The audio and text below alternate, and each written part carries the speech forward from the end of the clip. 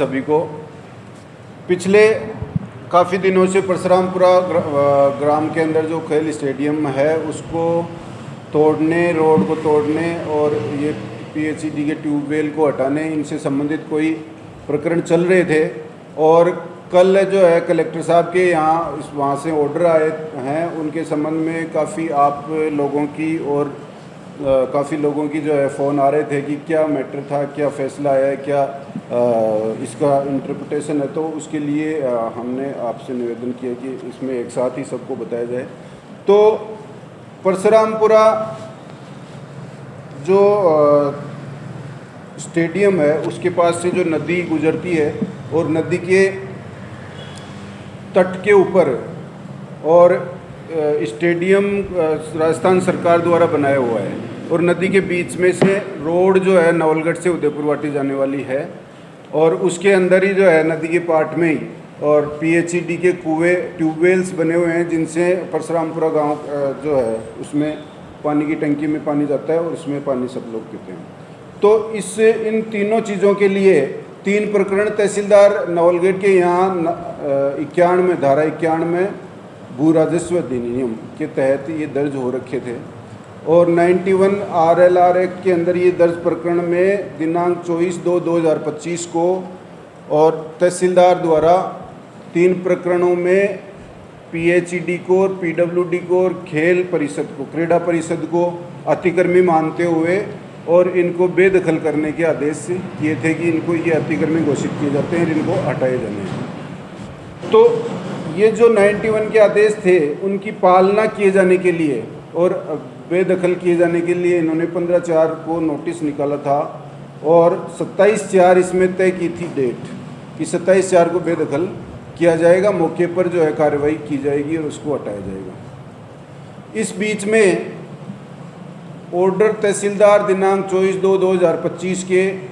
उनकी अपील गांव के 5 परशुरामपुरा के 5 व्यक्तियों के द्वारा माननीय जिला कलेक्टर के यहाँ की गई थी। किशोर कुमार जांगीड़, अरुण चार, आकाश शर्मा, सत्यप्रकाश टेलर और चंद्र प्रकाश शर्मा, इनके द्वारा अपील की गई थी और अपील में आधार लिए गए थे कि ये जो हैं विभाग हैं सहायक अभियंता पीडब्ल्यूडी, सहायक अभियंता पीएचईडी और क्रीड़ा परिषद है, ये सारे के सारे विभाग जो हैं वो सरकारी विभाग हैं। सरकारी विभाग द्वारा और सरकार की सैंक्शनों से, सरकारी पैसे से जो भी निर्माण कार्य किए गए हैं वो अतिक्रमण की श्रेणी में नहीं आते। और भी काफ़ी जो है कानूनी बातें और इनकी तरफ से वहाँ पे जिला कलेक्टर के यहाँ पे और एडवोकेट विजयपाल जी और सरवण सिंह जी नार सिंघानी ने पैरवी की थी, सारी चीज़ें जो है बताई थी और इसमें विचाराधीन चलने के दौरान और ये 27 तारीख जो तोड़ने की और जो इम्प्लीमेंट की जो तय की गई थी उससे पहले जस्ट पहले फिर अर्ली हियरिंग में इसको प्रकरण को लिया जा करके और 23 और 24 को सुनवाई हुई। लंबी चौड़ी बहस के बाद में जो है 27 तारीख को ऑर्डर पारित किया गया। अब ये जो ऑर्डर इसमें पारित हुए हैं, ये तीनों केसों में 3 ऑर्डर पारित हुए हैं और तीनों केस एक ही जो है प्रकरण से संबंधित, एक ही कानून से संबंधित थे। 91 के अंदर ही दर्ज थे। 91 के अंदर इस तीनों में अतिक्रमी तीनों को माना गया था और उसी में एक ही तरह का फैसला, मतलब एक ही तरह की अपील थी, एक ही तरह का फैसला आना था क्योंकि पार्टी भी जो है परिवादी भी एक ही थे और इसमें अधीनस्थ न्यायालय के समक्ष जो है तहसीलदार है वो भी एक ही थे। तो तीनों में एक ही तरह के ऑर्डर आने की पूर्ण संभावना थी और बहस के दौरान भी जो है इसमें माननीय कलेक्टर साहब इसमें कन्विंस हो गए थे कि ठीक है इसको रिमांड किया जाना है। लेकिन ये जो ऑर्डर आए हैं इसके अंदर पीएचईडी जो है उसके द्वारा बनाए गए ट्यूबवेल और इसमें उस अपील को स्वीकार करके और उसको रिमांड किया गया है कि ठीक है दोबारा इसको जांच किया जाए और वास्तव में नदी बहाव क्षेत्र में या गैर मुमकिन नदी में ये आते हैं या नहीं आते हैं, तो इसको रिमांड किया गया यानी कि अपील स्वीकार की गई है। दूसरा जो पीडब्ल्यूडी द्वारा सड़क बनाई गई है उसको भी अपील को स्वीकार किया गया है कि इसमें भी देखना पड़ेगा, जांच दोबारा कराएंगे और इसको जो है बहाव क्षेत्र में इसमें फ्लो एरिया में आता है या नहीं आता है इस चीज़ को देख लें दोबारा, मतलब इसको भी रिमांड किया गया, अपील को स्वीकार की। तीसरा जो स्टेडियम बना हुआ है उसको भी उसी तरह से ले सकते थे कि ठीक है दोबारा जांच करनी है और रिमांड कर सकते थे, उसमें भी वही प्रकरण थे, वो सेम टू सेम। लेकिन इसमें जो है कलेक्टर साहब ने इस अपील को अस्वीकार कर दिया, खारिज कर दिया और तहसीलदार का निर्णय जो है, ऑर्डर है, उसको बहाल रखा है। तो ये जो तीनों में जो भिन्नता जो आई है, ये विचित्रता है, ये अलग जो है कोई प्रेशर जो है, निश्चित रूप से प्रेशर इसमें आया है और निश्चित रूप से स्टेडियम को तुड़वाने का ही जो है ना, इसमें एक मात्र उद्देश्य निश्चित रूप से रहा है, क्योंकि स्टेडियम तुड़वाने के लिए खाली इस चीज़ को रोका गया है। बाकी तो ये रिमांड, तीनों रिमांड हो सकती थी, तीनों के अंदर जो है पुनः जांच की जा सकती थी। इस चीज़ को इसमें जो है इस स्टेडियम को तुड़वाने की बात है वो गलत है। स्टेडियम को तुड़वाने का जो कलेक्टर साहब का जो है उसके लिए हालांकि हम अपील में जाएंगे, संभागीय आयुक्त में अपील करेंगे। और अब मैं बताऊं कि एक जो है प्रशासन से भी आप में से जो है मीडिया बंधुओं ने बात करी थी कल, तो वहाँ से बात निकल के आई कि तकनीकी रूप से इसमें दिक्कत है, इसलिए हमें ये कार्रवाई करनी पड़ेगी। तकनीकी रूप से क्या दिक्कत है? उन्होंने कहा है कि माननीय हाईकोर्ट में एक कंटेम्प्ट पिटीशन चल रही है ओम प्रकाश बनाम दिनेश कुमार, तो उसमें जो है कंटेम्प्ट से बचने के लिए और हमारे ऊपर कंटेम्प्ट की कार्रवाई से बचने के लिए हमें ये कार्रवाई करनी पड़ रही है। किस चीज़ के लिए?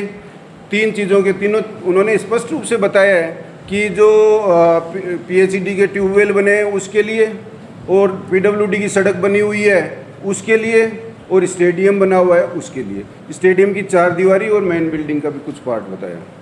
तो उन सब चीज़ों के लिए कंटेम्प्ट बना चल रहा है, उसको हमें हटाना पड़ेगा। इसी से हम जो है क्यों हटाना पड़ेगा? क्योंकि पीएलपीसी द्वारा आदेश पारित किया गया था और पीएलपीसी के बाद में जो है कंटेम्प्ट वहाँ पे कर दिया, तो उसमें माननीय न्यायालय जो है उस वहाँ पे हालांकि ऑर्डर नहीं दिया, लेकिन कंटेम्प्ट हो सकता है। इस चीज़ से बचने के लिए ये हम कार्रवाई कर रहे हैं। अब इसका मैं बताऊं, निवेदन करूं कि एसडीएम साहब कह रहे हैं साफ साफ कि ये तीनों चीज़ें ही कंटेम्प्ट से बचने के लिए हमें करनी पड़ेगी, लेकिन कलेक्टर साहब ने क्या किया है कि 2 चीज़ों को छोड़ दिया और एक को जो है एक को रखा है। कहने का मतलब अगर कंटेम्प्ट वाली बात ही पूर्णतः होती कि कंटेम्प्ट से बचने के लिए ही हम कर रहे हैं तो तीनों चीज़ों के लिए होती। चलो इसमें जो है आपका कहने का मतलब ये है कि 3 लोगों ने एक जैसा अपराध किया। हाँ बिल्कुल, एक ही दायरे में मामला चला, 2 को माफ कर दिया। हाँ, एक को सजा। तीन लोगों ने एक जैसा ही कार्य किया है, सेम टू सेम ही अपराध किया है और अलग अलग 3 अपराध किए हैं, है ना। तो नहीं हो सकता। कई बार क्या है कि जैसे अपराध एक होता है, इसमें 3 अभियुक्त होते हैं, तो उनमें से एक अभियुक्त जो है कम अपराध करने वाला हो सकता है या उसको निकाल दिया जाता है, लेकिन इसमें तो 3 अलग अलग केस हैं, एक जैसे अपराध, अलग अलग अपराध हुए हैं। हाँ, अलग अलग अपराध। तो इसमें किसी न्यायालय भी एक ही भिन्नता वाला काम नहीं है कि इसमें कोई अलग वो हो कि ठीक है इसने कम अपराध किया, इसने ज़्यादा किया। तो ये जो महत्वपूर्ण बात है उसमें ये है कि एक जो प्रशासन से निकल के आने वाली बात है उसका जवाब मतलब ये है कि इन्होंने कंटेम्प्ट का सारा हाई कोर्ट के ऑर्डर को आप बीच बीच में ला रहे हैं कि हाई कोर्ट का ऑर्डर है इसलिए हम कर रहे हैं। तो हाई कोर्ट का पहली बात तो ऐसा कोई ऑर्डर नहीं है, आप लोगों ने ही जो है इस चीज़ को लिख करके दिया हुआ है कि हम इनको हटाएंगे, और कंटेम्प्ट जो है उसमें भी आप ही वो बने हुए हैं। लेकिन फिर भी अगर मान लीजिए हाई कोर्ट का, तो ये तीनों चीज़ों के लिए था। और हाई कोर्ट ने एक जो इसमें जो है अपने आप मतलब जो वाटर टैंक और बोरवेल जो हैं उसके लिए रिलैक्सेशन दिया हुआ है, लेकिन पीडब्ल्यूडी सड़क के लिए तो नहीं लिखा हुआ। इसमें सड़क के लिए steps would be taken at the earliest to remove the said constructions including the road which has been constructed in the water front area. तो रोड को तो मुख्य माना है, तो आप जो है इस चीज़ को रोड जो मान रहे हैं, रोड को आप कैसे मतलब पीडब्ल्यूडी और का जो रोड का जो उसमें अतिक्रमण माना था उसको आपने रिमांड कर दिया, और स्टेडियम वाला प्रकरण है उसको रिमांड नहीं किया। ये सबसे जो है आश्चर्यचकित करने वाली स्थिति है और विचित्र भी है। तो इसमें निश्चित रूप से जो है कहीं न कहीं प्रेशर, कहीं मतलब हाई कोर्ट के अवमानना से ज़्यादा लोकल राजनीति की अवमानना से बचने के लिए इस प्रकार की जो है ये ऑर्डर किया गया है। हाँ जी। अब ये जो ऑर्डर हैं खारिज वाला जो स्टेडियम वाला है उसकी अपील का प्रोसेस है कि संभागीय आयुक्त के यहाँ अपील होती है, तो संभागीय आयुक्त की इसकी अपील करेंगे। और इसके अलावा माननीय हाई कोर्ट में जो है हम हाजिर होकर के हमारा पक्ष जो है जनहित की भावना में जो है मानवीय दृष्टिकोण रखते हुए इसको लिया जाए, इसका फैसला किया, इसके लिए हम पूरे प्रयास करेंगे। कानून में जानकार बता रहे हैं कि जिस धारा में ये फैसले हुए हैं 91 में, वो धारा तो निजी है लेकिन उसके लागू किए गए, ऐसा कुछ नहीं है। बिल्कुल ऐसा ही है। इसमें जैसे 91 के अंदर मैं आपको बताऊं, 91 की परिभाषा है कि भूमि पर अनाधिकृत कब्जा, कोई व्यक्ति जिसने भूमि पर बिना विधि संगत प्राधिकार के अधिवास कर कब्जा कर लिया हो या अधिवास रखता चला आ रहा हो तो उसको अतिक्रमणी माना जाएगा। तो किसी व्यक्ति ने, इसमें सबसे पहला वर्ड है एनी पर्सन, कोई व्यक्ति। अब कोई व्यक्ति कौन होता है उसके लिए कानून में परिभाषा बनी हुई है, द जनरल क्लॉजेज एक्ट है, उसके अंदर पर्सन कौन होते हैं। Person shall include any company और एसोसिएशन और body of individuals weather incorporated और नॉट। तो ऐसी जो है ना, कोई जैसे मान लीजिए पर्सनल व्यक्ति तो होता ही होता है, या कोई बॉडी या कोई कॉरपोरेट जैसे कि कंपनी है या कंपनी हो गई, और भी अपने जो है अर्ध सरकारी जो चीज़ है वो भी पर्सन्स में आते हैं। जैसे नगर पालिका है वो पर्सन है, जैसे कि पंचायत समिति है वो पर्सन है, लेकिन PWD, PHED, क्रीड़ा परिषद ये पर्सन नहीं है, ये सरकार है, ये सरकार के डिपार्टमेंट है, ये इंडिविजुअल नहीं है। जैसे नगर पालिका है, ये इंडिविजुअल बॉडी है, इनका अपना पूरा सिस्टम है, अपने अनुसार ये कार्य करते हैं। अर्ध सरकारी बॉडी जिसको ये जो है क्या नाम पंचायत, लेकिन ये PHED, PWD ये बॉडी नहीं, ये डिपार्टमेंट है, ये खुद सरकार है, पूर्ण सरकारी, ये पर्सन नहीं है। तो किसी पर्सन के द्वारा, व्यक्ति के द्वारा अगर कोई अतिक्रमण किया गया तो उसको आप अतिक्रमण मानेंगे। तो ये हाँ खेल विभाग के अंदर, खेल विभाग के अंदर है। अब बीच में जैसे कुछ बातें आ रही थी,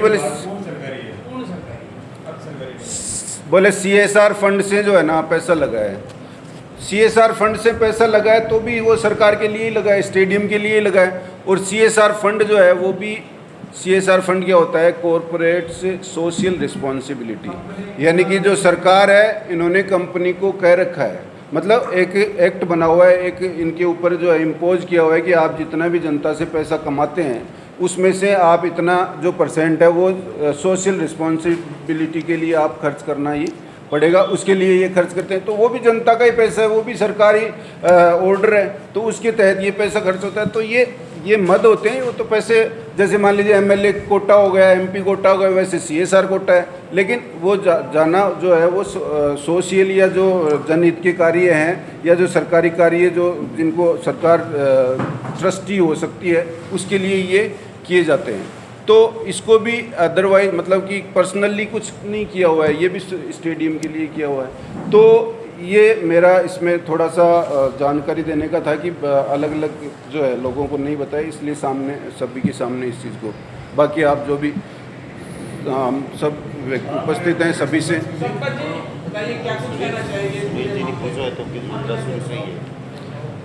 जनरल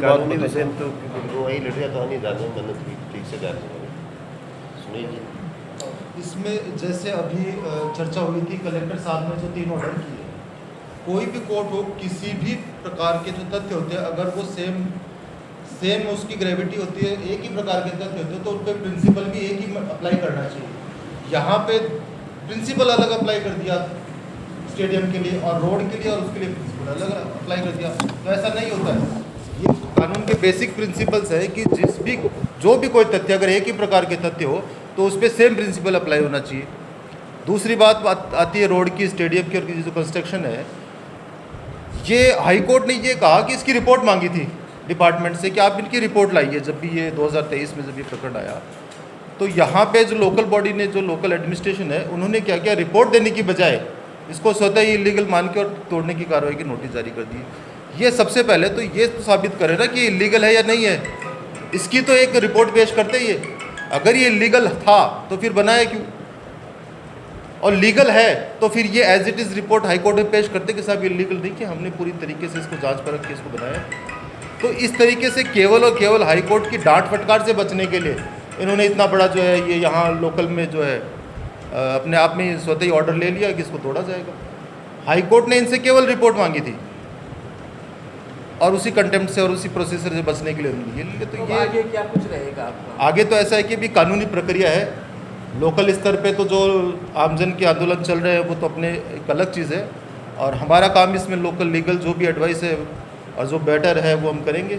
अब जैसे ये जो कलेक्टर साहब का ऑर्डर है इसके लिए हम आगे अपील करेंगे संभागीय आयुक्त में, और हाई कोर्ट में भी अपील होंगे। हाई कोर्ट की फटकार को स्टेडियम, सड़क और ट्यूबवेल तीनों के लिए थी। सर मैंने फटकार से बचने के लिए कहा है, फटकार अभी लगी नहीं इनको। नहीं, बचने के लिए हाँ, बाकी का- इनको सिर्फ रिपोर्ट पेश करने के लिए कहा गया था। कलेक्टर न्यायालय में जो जैसे कलेक्टर ऑर्डर पास हुआ उसमें दो भी अपील स्वीकार कर ली। एक मैं बताता हूँ एक ही आपको, फाइल मैं कर दी। हाँ बिल्कुल, मैं उस रोड को भी इलीगल माना है, इसको भी तोड़ने का जो है कहा है, तो फिर कलेक्टर साहब ने रोड की क्यों मान लिया उसको? सही है भाई। अगर हाई कोर्ट की बात करें तो हाई कोर्ट ने साफ लिखा कि stay would be taken at the earliest to remove the said construction including the road. Said construction को जल्दी से जल्दी इसको रिमूव करने के लिए कार्रवाई करी जाए, जिसमें रोड भी शामिल है। तो फिर कलेक्टर साहब ने रोड को जो है लीगल मान के उसको रिमांड कर दिया। तो कहीं ना कहीं ये दो प्रिंसिपल्स आ रहे हैं कानून की नज़र में ही। जहाँ हाई कोर्ट अगर रोड को इलीगल मान दी है तो फिर कलेक्टर साहब ने इसको लीगल मान के रिमांड कर दिया। तो ये सब चीज़ें आगे हम फिर आगे वहाँ पे जो है लीगल प्रोसीजर में ये सारी चीज़ें रखेंगे। न्यायपालिका की बात अलग है, लेकिन ये जो कोर्ट होते हैं ये एडमिनिस्ट्रेटिव कोर्ट है। इसमें दबाव जो है वो हर तरह के हैं, वो आते हैं और उनके तहत ही इस प्रकार की जो है इसमें डिफ्रेंशिएट इस चीज़ को किया गया है, भिन्नता इसमें लाई गई है जो ठीक नहीं है। वैसे बाकी तीनों को रिमांड कर देते तो कानूनी बात तो बता दी। अब आगे की बता दो। मैं थोड़ी सी आड़ू सी बात बता रही हूँ। हमारे तहसीलदार जी का ऑफिस है ना, वो भी पंचायत समिति की ज़मीन में टाइटल पा के नाम पे। एसडीएम साहब को खुद को ऑफिस पंचायत समिति के नाम से, मैं कोर्ट में बैठा हमारी ज़मीन की है भाभी पंचायत समिति के नाम। वीडियो साहब को जो ऑफिस है वो राहुल बदन सिंह जी के नाम से, और पूरा विधानसभा नहीं पूरा प्रदेश में देश में खड़े घूम लीजिए, अधिकांश 80% स्कूल गैर मुमकिन जोड़ की ज़मीन में चल रही है, नदी नाला की ज़मीन में चल रही है। यो जो प्रकरण है इसके अंदर ठीक है, कोर्ट को उद्देश्य हो है कि जनता के की सुख सुविधाओं में कमी नहीं आवे। AR रहमान वाला केस है, एक पंजाब में भी सुप्रीम कोर्ट का केस है, बम में सब में भी आई भावना दर्शाई कि यार अन्न नहीं रोकांगा तो भविष्य में पूर्व अतिक्रमण हो जाएगा और जनता की सुख सुविधा से जो है पानी की रोज जो चीज़ें से वंचित हो जाएगा। अब इस प्रकरण में देखने वाली बात यह है कि वास्तव में स्टेडियम की दीवार नदी के बहाव ने रोक रही है या नहीं रोक रही। अब कानून से थोड़ी सी हटके बात करा तो नदी वास्तव में अगर आप नाप करो ना तो नदी का बहाव में कोई भी तरीके की दिक्कत स्टेडियम की दीवार की वजह से हो रही है। ठीक है, ये ही नदी को पार्ट है। गोलियाना वाली जो रोड चल रही है ना, आज ही गोलियाना से उदयपुर वाटी जा रही है, वह भी ई नदी को पार्टी है। तो इस हिसाब से तोड़ा तो फिर बहुत कुछ हो जाएगा। प्रशासन की गलती यह है कि प्रशासन की गलतियाँ हैं कि जनता की भावना ने वस्तु स्थिति से कोर्ट ने अवगत ठीक से कराई हुई। ऑनरेबल कोर्ट के सामने सही चीज़ अन रखनी चाहिए और अन रखनी चाहिए। काल जी हिसाब से लोग जो बैठे इकट्ठा हो यार अठे भी आया, ये चिलचिलाती धूप में लोग आया, तो प्रशासन की ड्यूटी बने कि जनता की भावना ने कोर्ट तक पहुँचावे। अन खुद ही आपके स्तर पर भी प्रयास करना चाहिए, क्यों है तो जनता का ही सेवक है, जनता के लिए करना हो तो काम। स्टेडियम की काम आना, कोई पर्सनल प्रॉपर्टी तो है क्यों नहीं।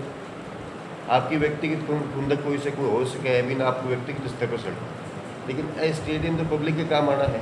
पब्लिक की चीज़ें ही सामने थोड़ो बात है, तो जनता को भी तो बर्बादी हो रही है। CSR फंड भी एक तरह से MLA कोटा की तरह ही है। CSR फंड कोई भी कंपनी है, कंपनी ने आपकी कमाई के अंदर से 2% राशि आप पब्लिक हित के मायने खर्च करनी हुए। आप हॉस्पिटल बना दो, रोड बना दो, स्कूल बना दो, ई टाइप की कोई भी चीज़ है ना 2% राशि खर्च करनी हुए, तो अल्टीमेटली वह आपका काम तो ले कौन सके।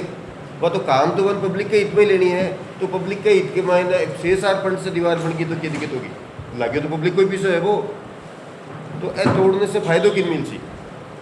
लास्ट में नुकसान तो पब्लिक का ही होना है ना, व्यक्तिगत कोई की कुछ भी हो सके है, लेकिन आ चीज़ नहीं तोड़नी चाहिए। तो मेरा तो निवेदन है कि प्रशासन ने जनता की भावना ने समझनी चाहिए और समझ के स्टेडियम को भवन के वहाँ पे खिलाड़ी खेल नहीं सकें। हाँ हाँ, ये एक विचित्र विडंबना है कि स्टेडियम के को भी दियो जा रही है, एक तर्क को भी दियो जा रही है कि स्टेडियम की बिल्डिंग कौन तोड़ी जाएगी, इस साइड की जो दीवार पर तोड़ी जाएगी। स्टेडियम स्टेडियम का हाँ, उसमें वो तो एसडीएम साहब ने कल जो अपने स्टेटमेंट में कहा था ऐसा, लेकिन ये जो मार्केट में पब्लिक डोमेन में एक चर्चा चल रही है कि स्टेडियम की दीवार ही टूट रही है, तो स्टेडियम की दीवार टूट उसका 600 कई वर्ग मीटर जा रहा है, तो फिर बचेगा क्या? बिल्डिंग का क्या करेंगे? वो बचेगा ना, बिल्डिंग का क्या करेंगे? उसमें ले लेंगे कैरम बोर्ड हुआ, कोई चेस